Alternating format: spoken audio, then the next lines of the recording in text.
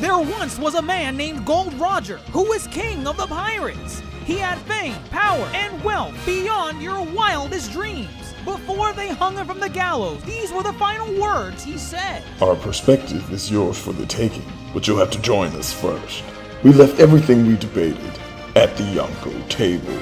Ever since, pirates from all over the world set sail for the Grand Line, searching for the Yonko table, the table that will make their dreams come true. Yo, folks, welcome to the latest and the greatest from the Yonko table. That is the voice of Grandmaster Hoop coming at you from Madripoor. That's right, we're in Madripoor as we're hunting down Bolivar Trask and Henry Gyrick on this week's new episode of X-Men 97. That's right, the hit sequel series to X-Men, the animated series.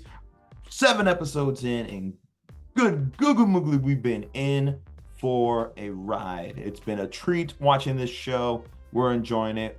It's episode 7, 3 more after this, and we're here to discuss what transpired here. With me, as always, is fellow Yonko, DrJaceAttorney. DrJaceAttorney. Not again. Peak was episode 5. Remember it. I don't think we've reached peak here. Are you feeling good about episode 7 of X-Men 97?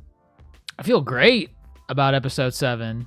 I feel like it was like one of the better aftermath episodes we've gotten in anything. Because I think I mentioned it like either last week or the week before.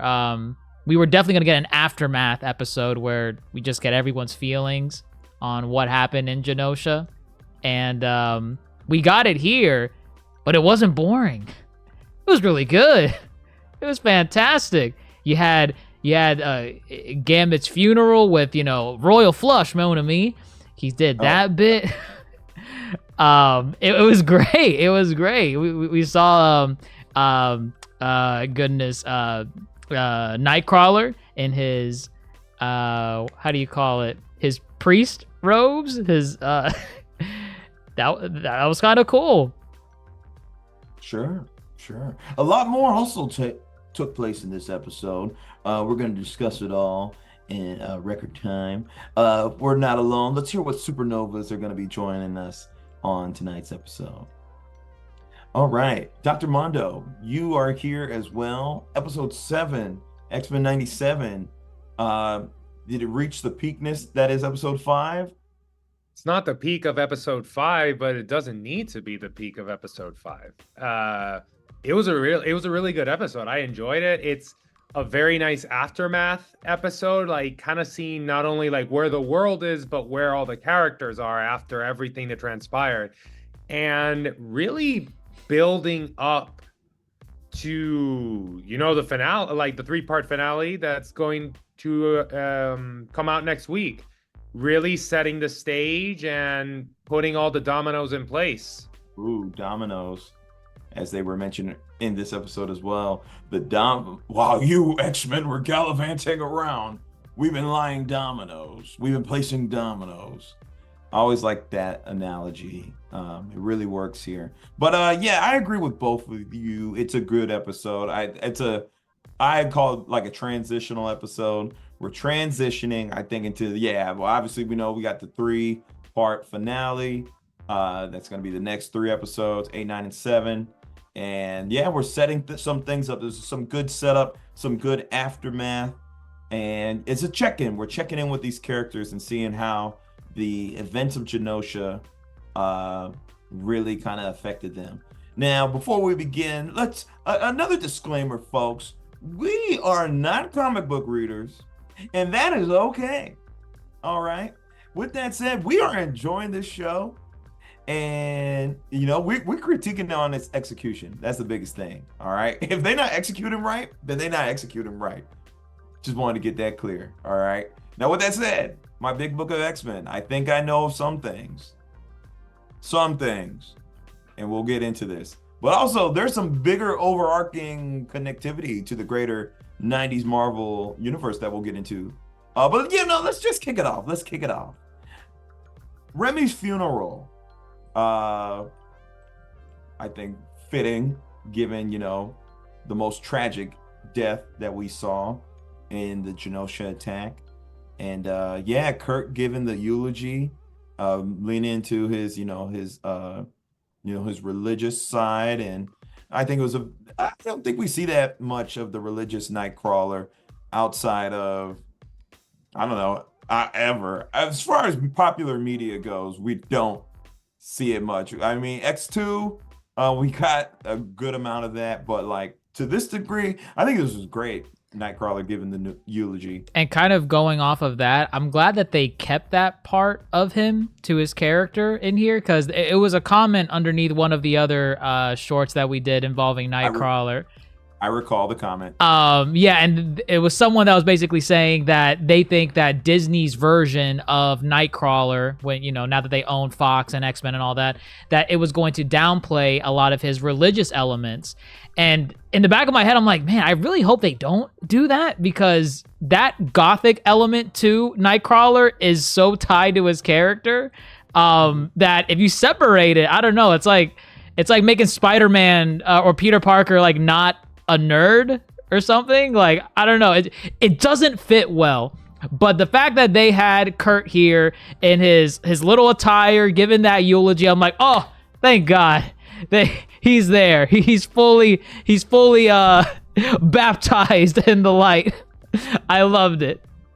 And it was a good eulogy too. The whole overarching, Gambit, he believed in the cards.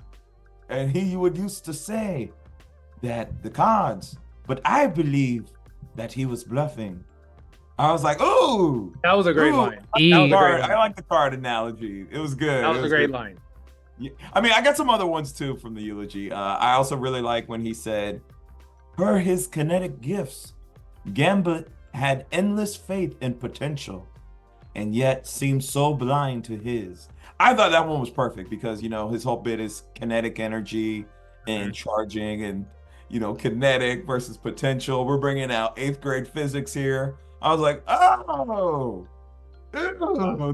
think they really sat down and really thought out what to say here. So I thought, I don't know. I was saddened listening to that. I was hyped, but I was saddened at the same time. Very well done seeing the grieving X-Men. The Thieves Guild was there too. I don't know if y'all peeped that.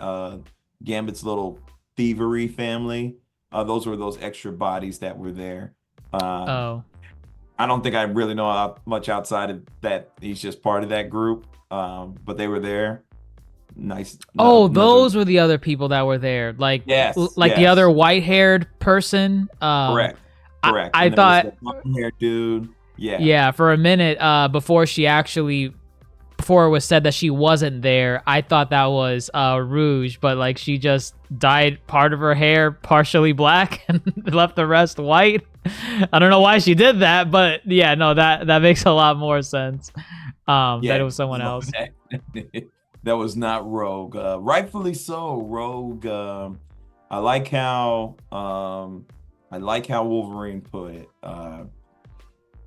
She's a grief is a lonely war, and we're getting World War Rogue right now.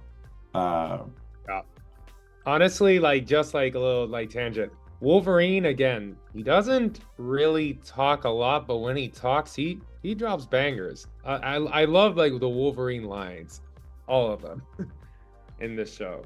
I like him as a voice of reason, especially he's always been that father figure / burly uncle to a lot of the younger mutants. So like Jubilee, Rogue.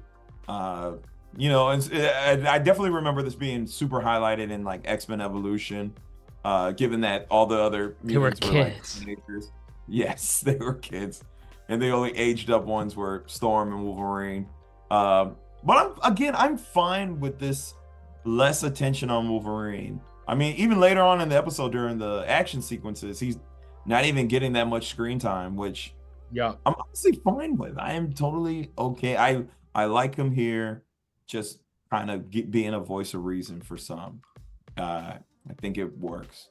But Rogue, grief is a lonely war. We get to see that war. Yeah. First off, on Rogue's little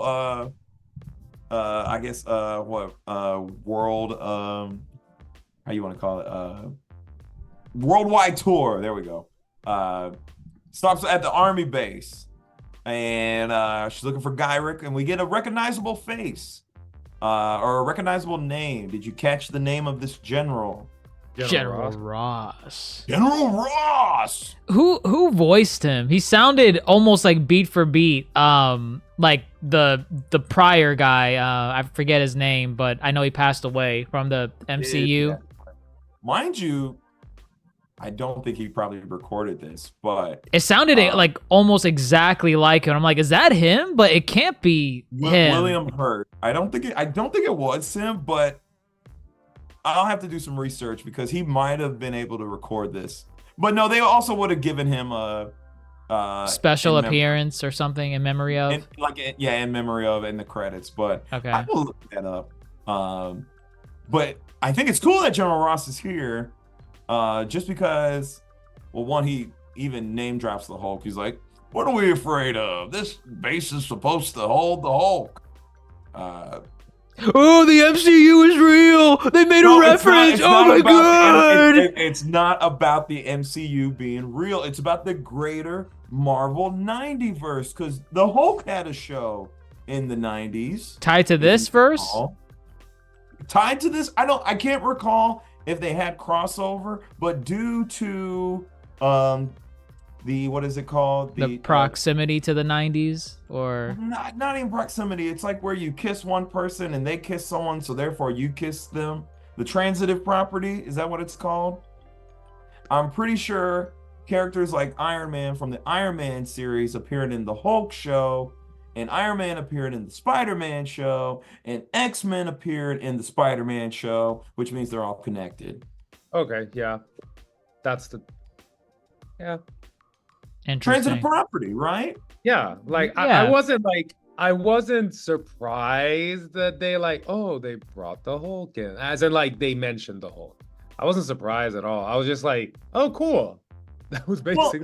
Well, I guess X-Men 97, when you pitch this idea, you can have the pitch to let this be a continuation of the original X-Men series, or you can pitch it as this is a rebirth of those 90s shows that a lot of people really enjoyed, and let this be the launching point.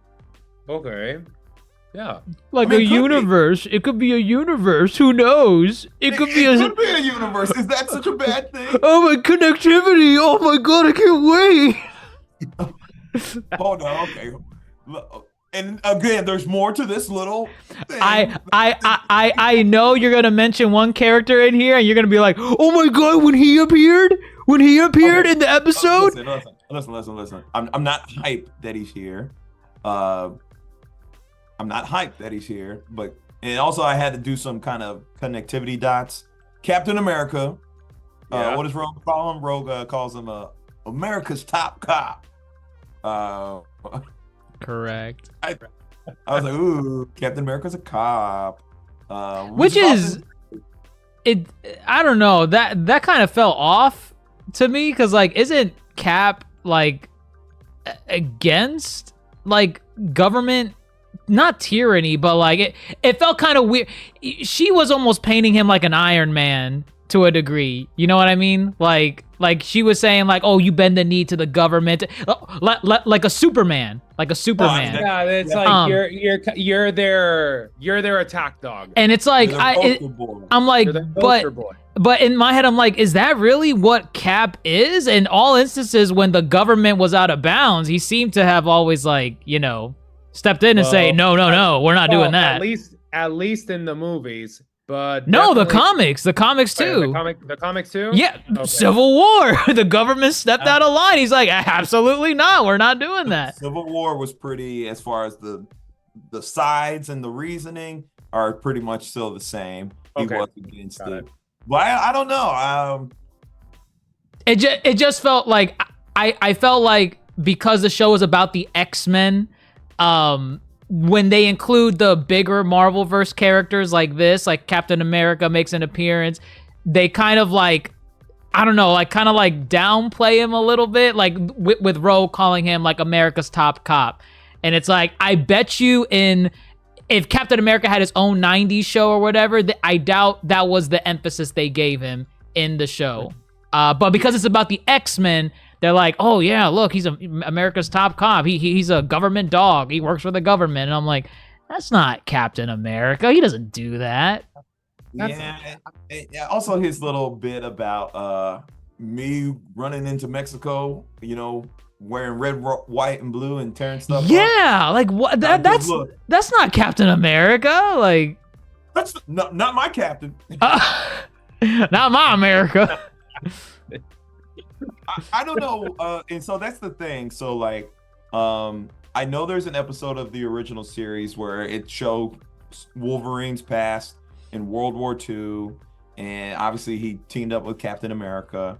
That's typically a across the board thing Marvel likes to showcase. But with that said, with the regards to the greater 90s Marvel universe, the Captain America in the Spider-Man series was trapped in a vortex with Red Skull. So I think they're losing some continuity points, because that Captain America in Spider-Man was not really like this one here. Or could this be a parallel world? No, maybe this is Earth 616. I don't know. That's honestly, even if that wasn't even their plan, hey, we gave you some plans when it came to this, so you can correct whatever. It's like, yeah. Honestly, I'm the telling you. multiverse is the perfect way to correct any continuity error. Multiverse opens up the door for everything. Everything is It really is. And multiverse is Really is. everything. I'm telling you right now, if our boy Peter Parker shows up in this show, I will be thoroughly happy. The 90s one. But we'll see. We'll see. Okay. Either way. Actually, on that, I think like recently today, there was a question to Bo DeMaio asking him, is the 90s Spider-Man going to appear in the show? Or did somebody ask? Someone asked. I don't know who asked, but he was asked if he's gonna appear, and he's like, "You'll have to wait and see." And I'm like, "All right, you confirmed it. He's in it. Well, he's in it." Yeah. Well, there are a slew of ways that you could have answered that. You could have just, well, actually, I think no matter what he answered, it would have been a confirmation of he's in it.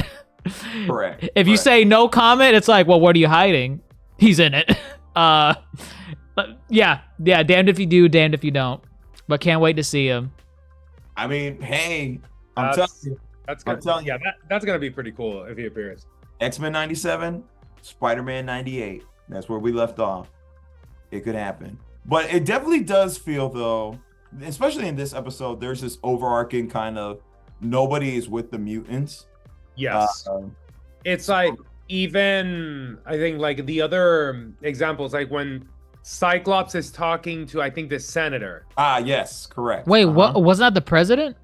Was that I the don't know president or who was that the was. senator? Yeah, because he called him Mr. President at the end, right? Oh, did he call him Mr. President? Yeah, I don't know. yeah. Okay, perfect. Oh, all right, there you go, Mr. Okay, President. so when he was talking to the president, it was just like how, oh yeah, like the rescue attempts, like they I think they were backing out, and he was like, yo, you got to keep on looking, even a single life that you can save, that you can find.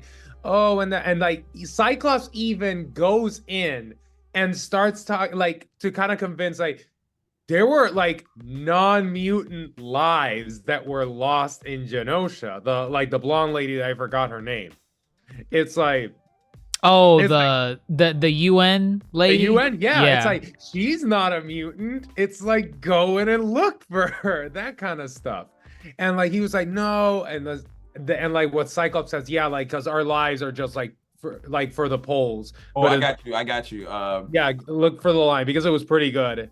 No, I got it. It's crap. Dang, I just had it. If Genosha looked more human, you'd be more focused on death tolls than polls.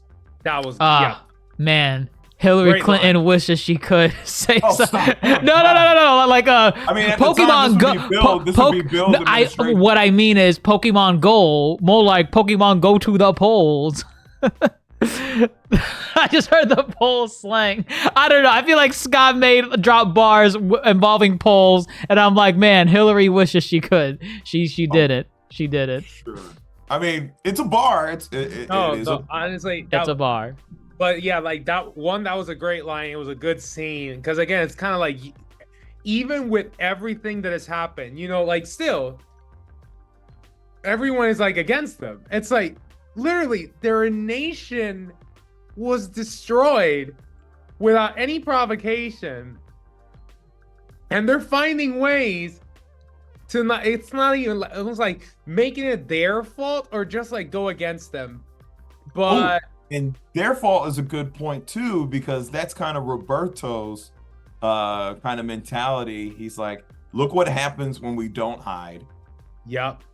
And even his mom, Even his mom, I added his mom in this like, category. she likes accepts him. She's like, "Oh, we knew, honey." And it's like, and it was like, so at the beginning, it's like, "Oh, damn, you know, you had nothing to worry." I thought there was gonna be conflict, and there wasn't. By the way, this has to stay between us. Like nobody else can know. We gotta keep this Everybody's gonna go to the ground. we can't let shareholders. We can't let shareholders know that you're a mutant. Like, and he's like, "Wait, what?"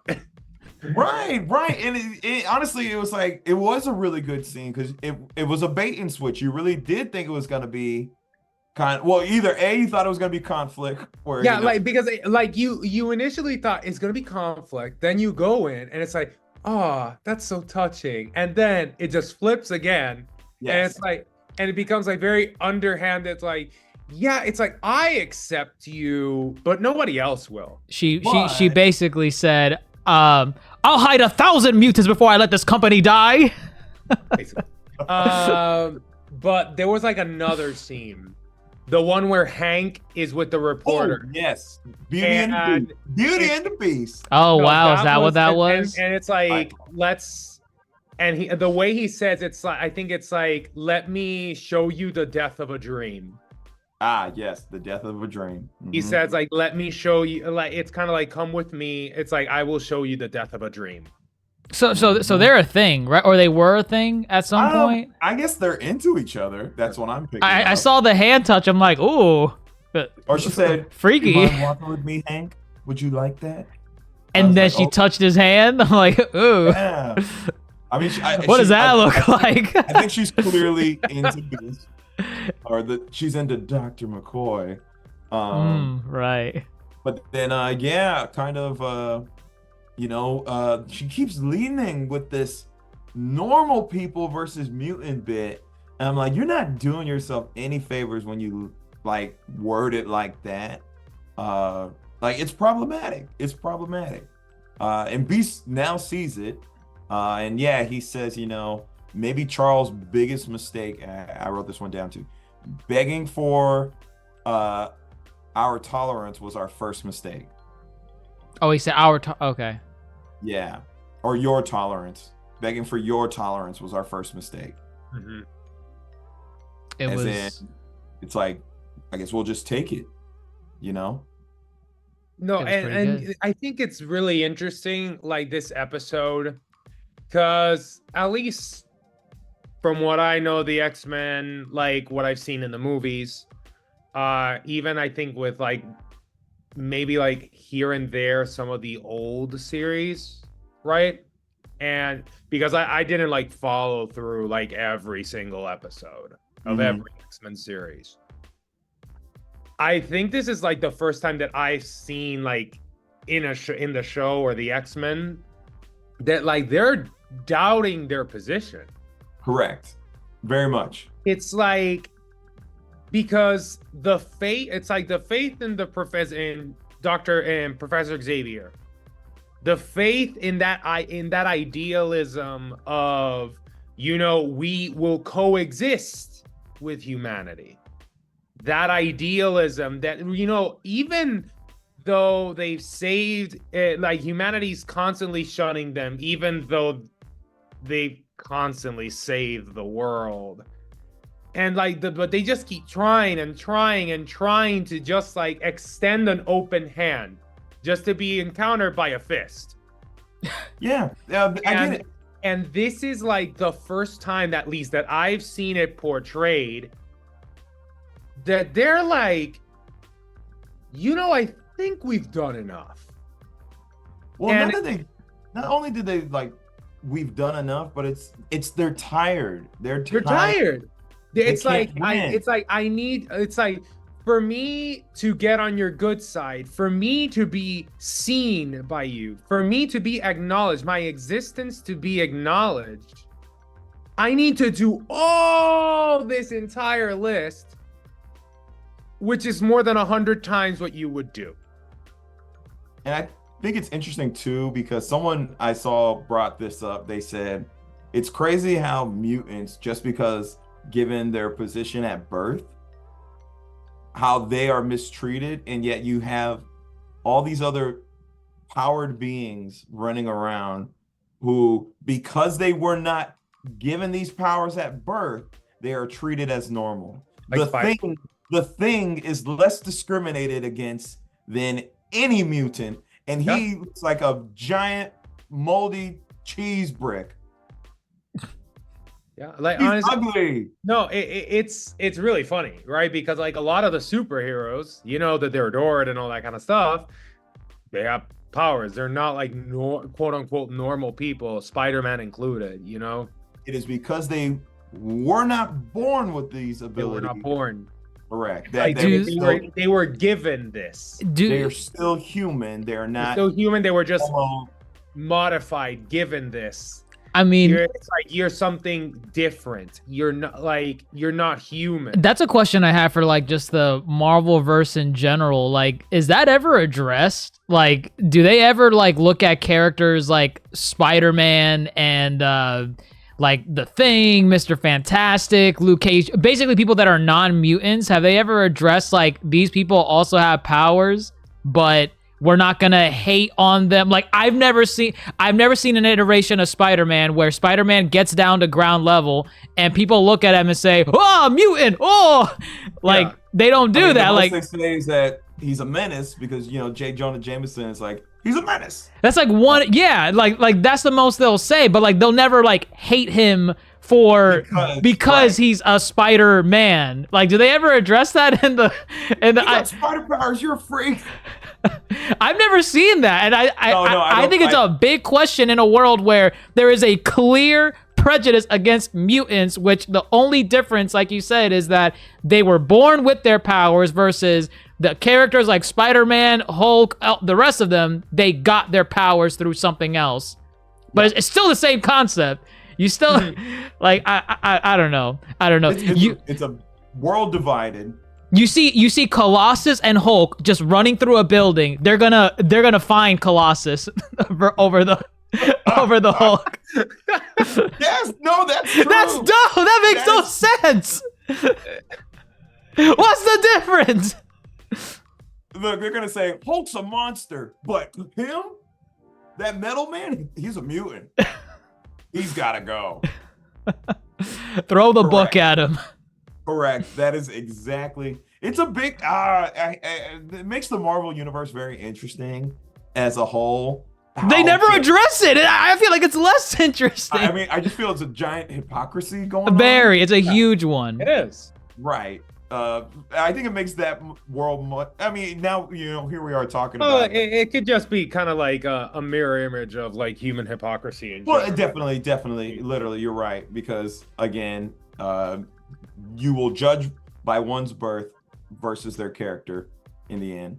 You will it's like you kind of, again, you will judge people by where, like the circumstances of their birth and all that versus like who they are as a person. They need to take a cue from Mewtwo's book.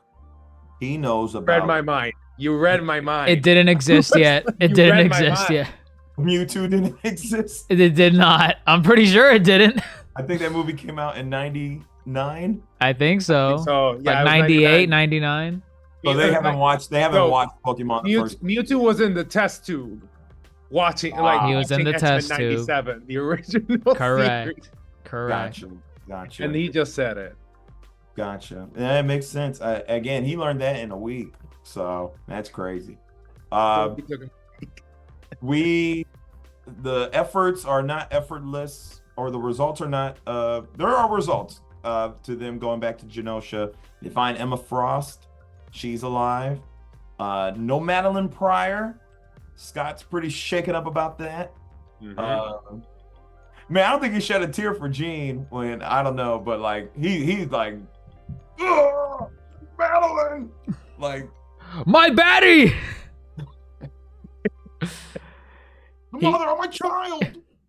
I completely forgot that she died and all that. I don't Yeah, know. Like no, like it was. Yeah, like. A Like lot of honestly, times. it's kind of like it's kind of nice that we have this aftermath episode to a certain degree, like 2 weeks after, because it's kind of like, holy shit, You we're forgot. right. Yeah. This Mhm. happened. Which now feels very intentional that they had a realist back in remind us. Remember, yeah, Storm got her powers back in that beautiful magical sequence, but yeah, like 1,000 people just died. Exactly. And Storm wasn't there to help. Remember that part. No. They get a call from Bolivar Trask, of all people. They weren't expecting a call from him. He says, go to Madripoor. This is not what I wanted. I wanted to imprison and register mutants and capture them. I didn't want to destroy a whole nation. That's where I draw the line. I think y'all are lesser than me, but to kill all of you, that's not what I wanted. I'm a villain, not a monster. Kind of, yeah. Yeah. That's actually, yeah. It's a meme, but sure. Is it a meme? It's a meme. Yes. Did they use it for him? No, I just applied it to him because it's the same thing that you just said. Okay, perfect. It works. That's great. And that is literally what his mind is going through right now, which is very interesting. I'm not familiar with the many portrayals of Bolivar Trask, but never did I think he would apologize for the devastation of mutants. So, very interesting take. We're off to Madripoor. Before we go to Madripoor, we got to pick up Rogue, where she has a nice little brotherly love moment with Nightcrawler, her adopted brother, who some folks forget. Rogue was adopted by Mystique, and biologically, did you hear about this? How they retconned Nightcrawler's birth? What, the 90s show retcon Nightcrawler's birth, or 97 retcon? No, like the current comic iterations retcon Nightcrawler's Oh birth. no! You know how What? Mystique was essentially Nightcrawler's mother? That yeah, I don't know the exact circumstances, but I know there's something with that. Mystique was the mom. She's his mother, but now they've retconned it to where Mystique is actually Nightcrawler's father. Oh, Right. okay. Because she changes into people. She changes everything. Right. Okay. And she impregnated this other character, Destiny. Boom, Nightcrawler. I guess. Oh, I thought it was interesting. Sure. Yeah, it's certainly interesting. I mean, it's interesting that they said, you know what? She's not the mother. She's the father. Let's spice things up a bit. I was like, oh, sure. It doesn't change the fact that she's his parent, but go off. It's Why not? different. I guess. I was just like, whatever. I really like this moment where Rogue kind of finally lets out all her tears. I think that was a nice moment. Also, when Nightcrawler was like, you know, you lost two of them, but they didn't die because of you. They lived because of you. I thought that was pretty nice. It was very that was nice. a nice line. Like No, like this show, the writing is really freaking good. do we have to give it all to Bo DeMaio? I think so. And so Disney, I don't know what he did, but you guys better bring it back. Is Or this at least give him a pen name and let him keep writing. Yeah. is this a James Gunn scenario where they Yeah. fire him for an alleged action, whatever that is, and then they're like, oh wait, people are actually eating this up. Maybe we need to bring him back. I don't know. I'm telling you now, we're waiting. They better do it soon, or if not ever, because like this is too. I bet you when the series or when season 1 has its finale, where we'll probably hear within proximity of that what the deal is with this guy. Yeah, 'cause, again, I think. Because it likely has to. Let's say if it's something, whatever whatever it is, they're afraid that people are gonna like not watch the show. Oh, and the fact that he's active on social media and responds and engages with fans. Right. It's like he's not afraid that there's nothing to hide. It's like, yeah, I mean they fired me. It's still my show. I'm gonna talk to everyone about it. And my name still appears in the credits. Like there's literally nothing they can do. Right. So they probably hate that, actually, that he's cool with the fans. We're here for that. We end up in Madripoor.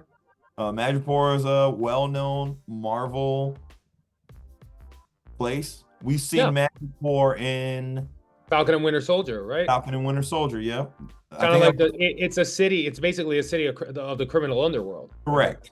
And this was that was the first live action. Yeah, that was called Madripoor. I think.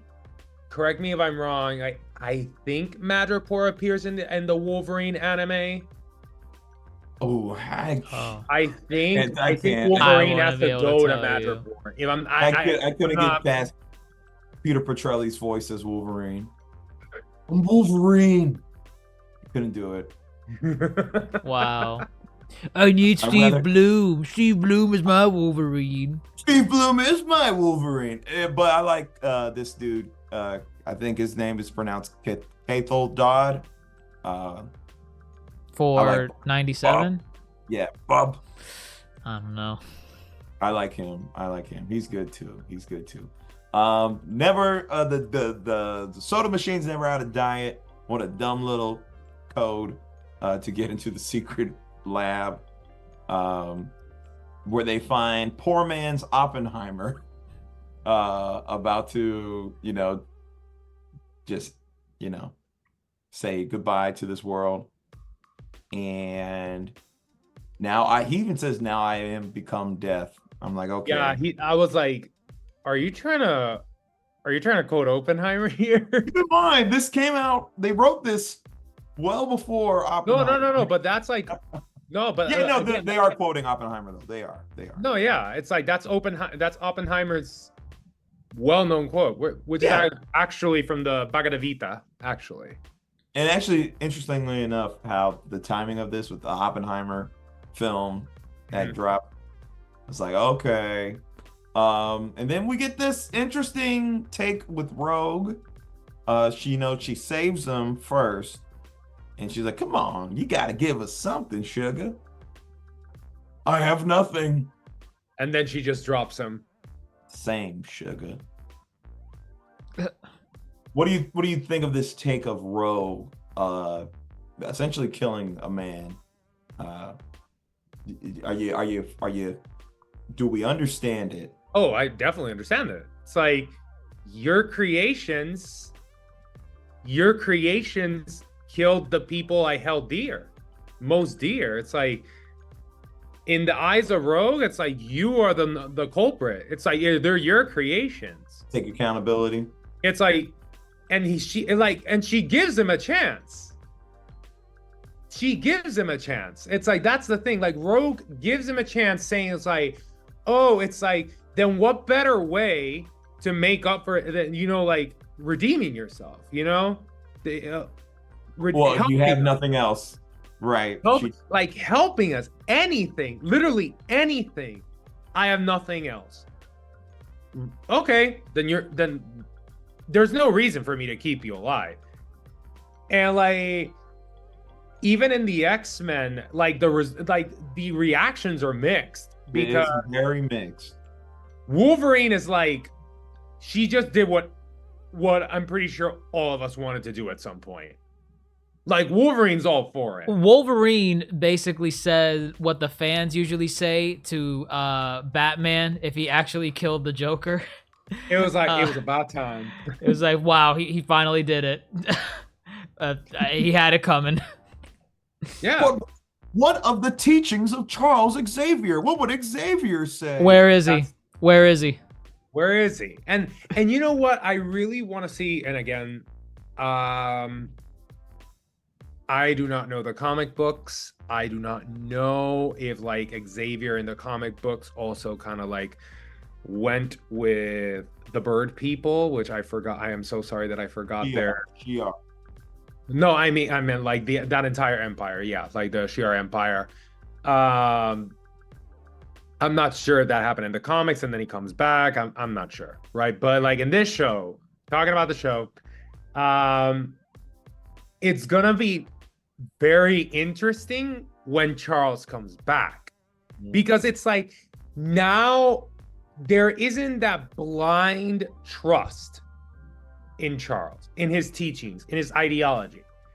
And like when they see him, they're gonna be like, wait, you abandoned us.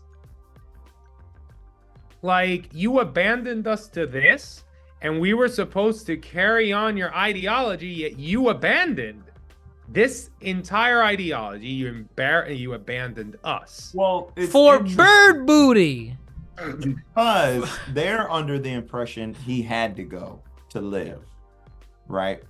Not that he was gonna go and live. You feel what I'm saying? Okay, I understand what you're saying. He had to go to live versus he had to go and live.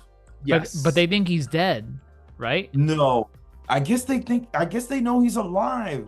Do they? Well, at least Listen, the general public thinks he's dead. okay. They think Got it. Henry Gyrick killed him. X-Men knows he went off with Lilandra. Lilandra, okay. Oh, they know. Oh, because that's what happened in the show, the 90s show. Correct, the original show. Okay. Yes. Okay, yeah. But again, they think he went because he would have died if he would not. Not that he'd be like, hush now. That he's like that he's been like, yeah, like they think that he's recuperating. They don't think that he's like living a life. He's barking for Lilandra. You can bark later. Do they lay eggs? I don't know. I don't know. Maybe. I don't know. Just curious. But It's a fair. Well, yes, they seen the underbelly of Charles' ideologies and what happens.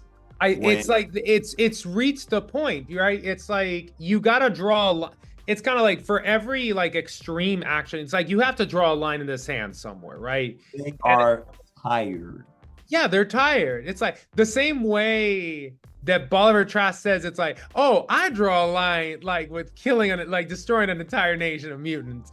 It's kind of like, yeah, like we need to draw the line of like begging for their tolerance. You know, they literally committed mass genocide, and you expect us to just roll over and be like, we're gonna help you people. No, it's like we're gonna be angry.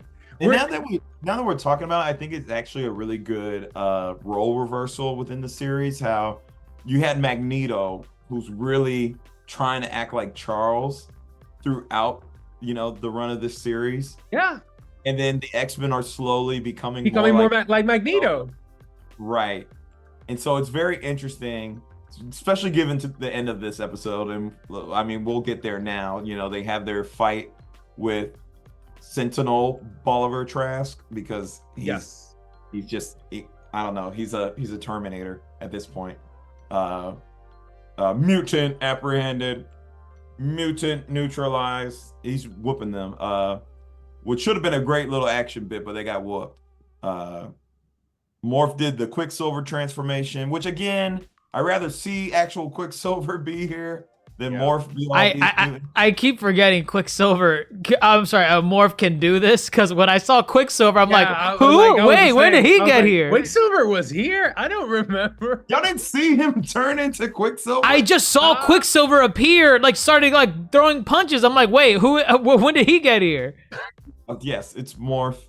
And again, a lot of people confirm it's the physical abilities he can also take on, but to a lesser degree. Yeah. But yeah, they all get whooped. Until Cyclops, we can't pull our punches. I Nothing. guess. But then you got. Oh, okay. This was a good setup too. This was really good. I don't know if y'all caught this. Okay. Sentinel Trask says, How does it feel to be abandoned by the future? Right. And then who comes from the future? Who comes? Cable. What happened to Cable in the beginning of the series? In the I beginning will not abandon my child. Oh. Ooh. Wow. Come on. There it is. It's there. Eating. Gross. And then, yes. It's really good. It is. All right. So Cable's here. He takes it out like that. And we're like, Cable, what are you doing here? And then I don't know why she realizes it, but I mean, I know she read his mind, but she said those eyes. And then this was nice too, I think. Man, they're really building this rapport to really like Madeline, but you know, he's like, don't do that. You're not her. I'm like, Jesus. I mean, technically she is. Right. Your mother wouldn't even be a thing without Jean. But like, I get it, I guess. Like, she's the one that gave birth to him. And so there's that motherly connection where, like, you know, in the womb, 9 months and all that stuff. So maybe that's what he was alluding to when it comes to like, you're not her. Leave me alone. You're not the same. I'm like, I get it, I guess. Is this what children do when their mother has a twin sister, an identical twin? It's not the same. Sure, whatever. But it is revealed to the general audience and the X-Men. It's Nathan. We don't got time for this, Dad. Oh, time. Oh. What if he emphasized it? Would have been better. We don't have time. I'm not sure if he said time, but whatever. Sure, let's go with that. That's funny. So it looks like he's here for the long run now, for the next stretch. Because he says it's not Trask, it's not Sinister. There's someone else pulling the plug or pulling the strings here. Yep. Bastion. I don't remember much about Bastion. Was he in the series? And I did like a little homework there. This is his first appearance in any X-Men series. Okay. Mm-hmm. Wow, he's voiced by Theo James.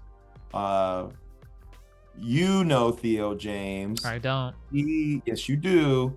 They're trying to adopt like a very prominent arc.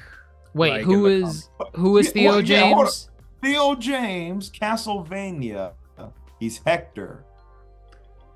Oh, okay. Yeah, okay, there it is. He's also in that Divergent series. So whatever. All right. Antonio, Dr. Mondo, you were saying? No, so yeah, like don't give too much now. What? Don't give too much. No, they're just trying to recreate a very prominent, arc in the comic books of the X-Men, and it's headlined by OZT. That's like those letters, that acronym. What's OZT stand for? Ozempic. Operation Zero Tolerance. Ah.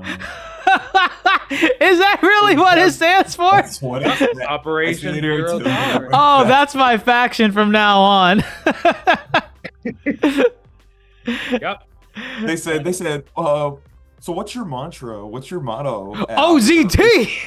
OZT. OZT. So they said, so sir, OZT, when you see a mutant walk down the street, what do? What is your instant reaction? OZT. Man, fuck that mutant right there. Get his ass. Zero tolerance. Get the chains. Let's tie that mutant down to the hood of your truck. Jesus. Jesus. They said we don't want anybody to ever question what we're about. We are Operation Zero Tolerance. I think they even teased Bishop a little bit in the intro. Oh, I'm sorry, not Bishop, Bastion in the intro.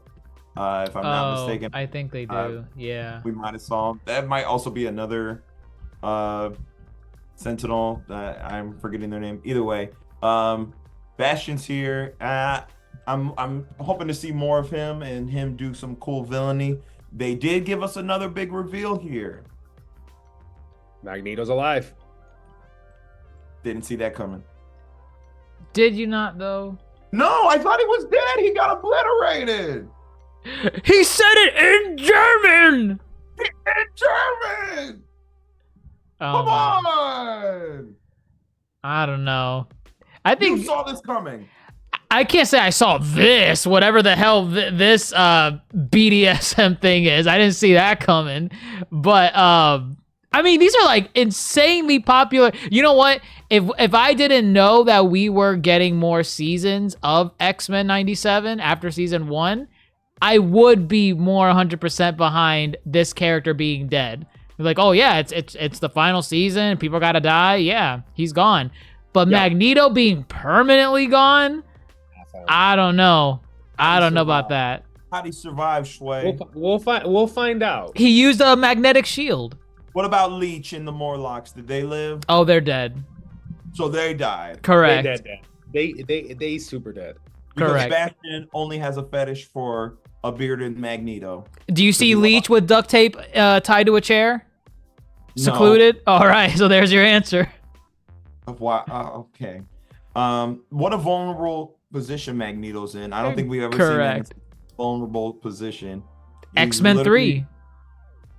Shut up. No, but also it's like it's very kind of like symbolic because like look what Magneto is vulnerable, but look what is the weapon that could kill him. It's metal. Ooh. He's at the mercy of metal. Poetic. It's an even more play. It's like look how powerless you are.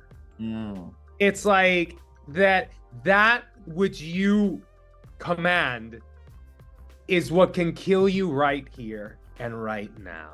Yep. In such a simple act of shaving. Just a simple act of shaving. It's like a flick of the wrist, I can slit your throat by the thing that you command. That's poetic. Yeah. It's like poetry, it rhymes. I didn't see it coming, and I welcome it. I don't know where you go from here unless you try to take Magneto's abilities and, I don't know, make them work for you. I don't know if that's a thing. Is Bastion a mutant? No. He's an android. He's an android. Okay. Let's leave it at that, because did they say that in the episode? Probably not. Don't tell me any more then. We'll leave it right there. We'll leave it right there. Because our comic book fans can tell us the rest. I would hope our comic book fans could tell us versus shame on you for not reading. I'm on the Wikipedia page right now. I could read this whole thing if I wanted to. It's like comic book fans, educate us. Educate us, but don't spoil us, because don't spoil, don't insult. Educate us. Again, I'm really enjoying this. I don't know where you go from here. I don't know if Bastion is from the future, because even Beast was like, how did they get this tech when this tech is not even a thing? So I'm very curious. I still think time travel is going to play a part. Yeah, like if Cable is there, time travel is definitely going to is going to. Does Cable make time puns in any way? No, I doubt it. He's super hardcore. I think this iteration should do some time puns. Because can you imagine if he said, Scott, I don't have time to explain to you what's going on. Time's a ticking. X-Men. That'd be so fun. Come on, that'd be funny. Come on. I think it goes. And then No, think but that's his character. it would be so because then Nathan would be like, oh, no, I'm sorry, not Nathan. Scott would be like, who taught him that? That wasn't me. Yeah, it's like, of course it wasn't you. You abandoned You abandoned me to time. him. Or it'll be like, when, where will we see you again? Not where. When. Time will tell. Time and time and again, Mom. No, Oh this- man, that. no, Oh this is god, dumb, this is dumb, it this would is dumb. work. It does not fit. It does not fit. I think Cable's gonna take the reins. He's gonna lead them into battle. Xavier's on his way back. Storm is caught up with everything. My children of the atom. We forgot to say that. Oh, last that week. was her. I was wondering who said that in the beginning, and then, yeah, the children of the atom bit. I'm like, who dropped that verse? I don't remember anyone saying that, and then it was Storm. I forgot. No, it was Professor X. Oh, okay. Oops. You were making love. Sure. That's what he said. Either way, good episode. Mhm. Again, setting up dominoes for this finale, the greater 90s Marvel universe, and who else knows what. But still thoroughly enjoying what we got. Any final thoughts on the episode? No, like, again, I think we said everything we were gonna say. It's a really solid episode, really solid kind of preamble of the climax that is going to ensue, right? Like, all the dominoes are in place. We just need to see who is the one that pushes them all and causes that chain reaction. Yeah. Prevent it. Right. And it's a 3-parter, right, for the finale? 3-parter. So all 3 episodes are going to release at once. No. No. No? Like part 1's next one. week, part 2 Yeah. the following Oh, week. got it. Okay. Yeah. Yeah, for some reason I thought like it's a 3-parter and it's gonna release all at once. Okay. Oh no. That no. makes a lot more sense the way you guys are describing. Bo DeMaio came out and said he designed it for you to kind of digest versus a straight binge. Okay. I like that. Prefer. Yeah, I like that too. Great episode. What is the name of the finale? Tolerance is extinction. Tolerance It is is. extinction. Yep. The- Tolerance is extinction. these titles. I don't know. Maybe the word tolerance and the way it's being used is kind of funny. OZT 0. Well, when you tolerance. think about it like how we do, then maybe it's silly like that. But you shouldn't think about it like that. We're just a bunch of fools. But God, we'll see what happens in part 1 of Tolerance's Extinction. In episode 8 of X-Men 97 comes out next week, May 1st. It's gonna be May. You're gonna love May. So that's next week. We'll be back here at the Yonko table. But yeah, thank you for listening to our take on episode 7, which actually the name escapes me of episode 7. That's Bright Eyes. Bright Eyes. Gambit's eyes. I don't know. I know. Ooh, all right, whatever. We don't care. We care. Educate us if you like. Be nice. Be humble. But thank you for listening here at the Yonko table. Thank you for listening on your various podcast stations: Google, Spotify, Apple Podcasts. Thank you for all support on social media: Facebook, Twitter, Instagram, TikTok. Support on YouTube with DrJaceAttorney. And again, we are up for the discourse. We got a Discord if you'd like to chew us out. Bam, we're in there. We'll chew back. Don't be rude. And then, yeah, we're good. That's it from us here at the table. I am your host, Grandmaster Hoop, fellow Yonko, Dr. JaceAttorney, Supernova, Dr. Mondo. How are we closing this thing? You tell us. Time to wrap this up, Scott. In time. Hold up.